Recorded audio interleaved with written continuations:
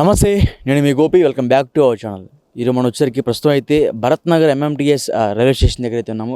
ఎందుకంటే ఇక్కడ ఉంది, అక్కడ నిన్న నైట్ ఒక మర్డర్ అయితే జరిగింది. ఎందుకంటే ఆ మర్డర్ ఏంటంటే ఇద్దరు ఫ్రెండ్స్ మధ్య డబ్బు పంపకాల్లో ఒక ఘర్షణ అయితే తీవ్ర ఘర్షణకి గురయ్యి, అదేవిధంగా ఆ ఘర్షణలో వాళ్ళిద్దరూ మద్యం తాగి ఉన్నారు.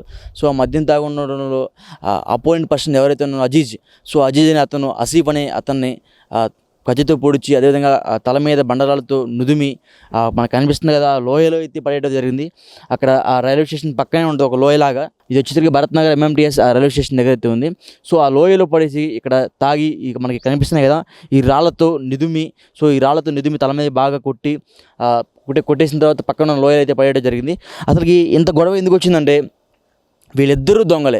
సో ఇది వీళ్ళిద్దరూ దొంగలే ఇళ్లలో చోరీ చేసి డబ్బులు పంచుకొని ఒక వాటాల్లో కొంచెం తేడాలు రావడం వల్ల ఘర్షణలకు అయితే బాగా ఇక్కడ దిగడం జరిగింది.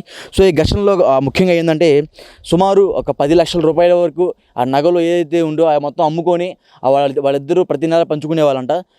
సో ఆ పంచుకునే మధ్యలో ఈరోజు మరలా నిన్న నైట్ దొంగతనం చేసి వచ్చిన సొత్తు ఏదైతే ఉందో అంతబట్టికి వాళ్ళు ఇక్కడ తెచ్చుకొని ఇక్కడ పంచుకునే మార్గంలో, సో అతను ఏంటంటే ఇద్దరు మద్యం తాగున్నారు కాబట్టి ఆ పంచుకునే మార్గంలో నీకు ఈ సొత్తు, నీకు ఈ బంగారం కావాలి, నాకు ఈ బంగారం కావాలి, నీకు ఇన్ని డబ్బులు, నాకు ఇన్ని డబ్బులు, ఆ డబ్బుల మధ్య గొడవ వచ్చేసరికి ఇక్కడైతే అతన్ని కేవలం డబ్బుల కోసము, అదేవిధంగా ఇద్దరు దొంగలు చెప్పుకోవాలంటే వీళ్ళిద్దరి మీద ఆల్రెడీ కేసులు కూడా ఉన్నాయంట. ఇదే రైల్వే స్టేషన్లో కేసులు కూడా ఉన్నాయంట.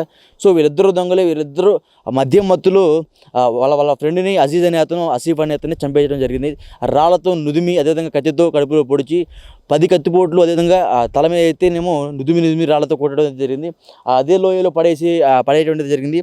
సో ఇంకోటి చెప్పుకోవచ్చు, మనోడు ఏంటంటే చంపేసి ఒక 2 రోజులు అప్స్కాండ్ అయ్యి తర్వాత వాళ్ళ ఫ్రెండ్ ఎవరైతే ఇంకొకరికి అజర్ అనే ఒక అతనికి కాల్ చేసి చెప్పాడు, ఇట్లా ఆసిఫ్ మృతదేహం పలానా దగ్గర ఉంది, వెళ్ళి తెచ్చుకోపోండి అన్నట్టుగా అయితే బయట ఒక వార్తాపత్రికలో అయితే వచ్చేసింది. సో దాన్ని బట్టి మనం చెప్తున్నాము, ఇట్లా చంపేసి వాళ్ళ ఫ్రెండ్ ఎవరైతే ఉన్నారో వాళ్ళిద్దరికి ఎవరైతే కంబైన్డ్ ఫ్రెండ్ ఒక అతను ఉన్నాడు. సో అతనికి ఫోన్ చేసి ఇట్లా చంపేసాను, ఇట్లా వెళ్ళి ఆ బాడీని తీసుకెళ్ళాలని అతనికి ఎక్కడో చంపేసిన అతను పరాయి ఇలా ఎవరైతే కంబైన్డ్ ఫ్రెండ్ ఉండో ఆ కంబైన్డ్ ఫ్రెండ్కి ఫోన్ చేసి చెప్పారు, పలానా దగ్గర మృతదేహం ఉంది, వెళ్ళి పోలీసులకి అప్పగించండి అని. సో వెంటనే హుటాహుటిన పోలీసులు, అదేవిధంగా వాళ్ళ ఫ్యామిలీ మెంబర్స్, వాళ్ళ ఫ్రెండ్స్ ఎవరైతే ఉన్నారో మొత్తం ఓవరాల్గా వచ్చేసరికి ఈ లోయలో చంపేసి ఈ లోయలో అయితే మృతదేహం అయితే లభ్యమైంది వాళ్ళకి. సో అంటే చంపేసి పారిపోయి మళ్ళీ ఇతనే ఫోన్ చేసి ఇంటిమేషన్ ఇచ్చి పలానా దగ్గర చంపేశా, పలానా దగ్గర రాయితో నుదిమి కొట్టి చంపేశా, కత్తితో పొడిచా అని ధైర్యంగా చెప్పి ఎక్కడైతే మృతదేహం అయితే అక్కడ నుంచి వెళ్ళి తెచ్చుకోపోండి అన్నట్టుగా వాళ్ళ ఫ్రెండ్స్కి అయితే చెప్పడం అయితే జరిగింది. సో మృతదేహం అయితే ఇక్కడే లభ్యమైంది. సుమారు 7 లక్షల రూపాయల మేరకు వాళ్ళిద్దరి మధ్య సొత్తు తగాదాలు అయితే రావడం జరిగిందని ఇక్కడున్న వార్తాపత్రికలు, అదేవిధంగా పక్కనే ఉన్న రైల్వే స్టేషన్ సిబ్బంది కూడా చెప్పడం జరిగింది.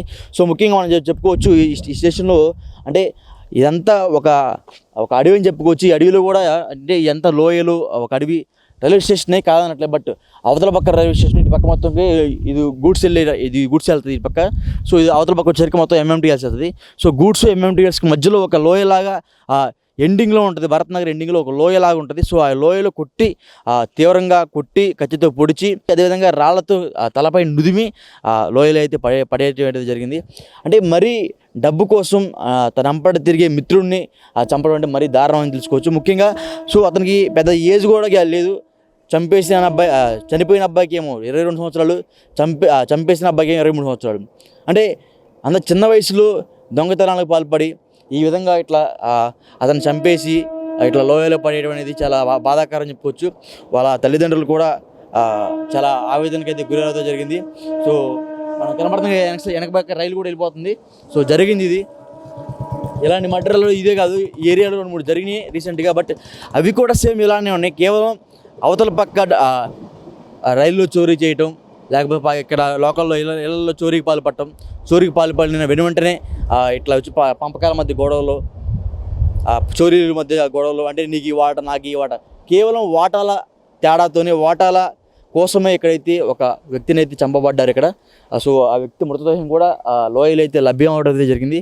సో ఇక్కడ జరిగింది ఇది. సో అదేవిధంగా ఇక్కడున్న పోలీస్ స్టేషన్లు, రైల్వే అధికారులు కూడా ఎటువంటి పర్మిషన్ ఉంటేనే లోపలికి అలౌ చేయాలి, లేకపోతే అలౌ చేయకుండా ఉండాలి అనే ఒక చిన్న చట్టం లాంటిది తెస్తే ఇలాంటి ఘటనలు అనేది ఈ రైల్వే ప్రాంగణంలో అయితే జరగదు. సో మా తరపు నుంచి ఇది చిన్న ఒక అభిప్రాయం చెప్పుకోవచ్చు. సో అదేవిధంగా పోలీసులు కూడా ఇక్కడ అంటే ఇక్కడ ఈ ఏరియాలో బాగా గంజాయి అనేది ఎక్కువగా లభ్యమవడం జరుగుతుంది. ఎందుకంటే గంజాయి మందు తాగే వాళ్ళు ఎక్కువ వచ్చి ఈ ఏరియాలో వచ్చి కూర్చొని మందు తాగి పోయే వాళ్ళని విధ్వంసం అంటే అసాంఘిక ఘటనలు అయితే ఇక్కడ ఎక్కువ జరుగుతూ ఉన్నాయి. సో అలా జరగకుండా పోలీసు వారికి కూడా ఇట్లా కొంచెం మా అభిప్రాయం అయితే తెలియజేయడం అయితే జరుగుతుంది. సో జరిగినది ఇది. ఆసిఫ్ అనే అతను చనిపోయాడు. సో ఇదే లోయలో అయితే ఆయన మృతదేహం అయితే లభ్యమైంది. సో జరిగింది ఇది. సో కెమెరామెన్ అక్రమ్తో గోపి, రెడ్ టీవీ, హైదరాబాద్.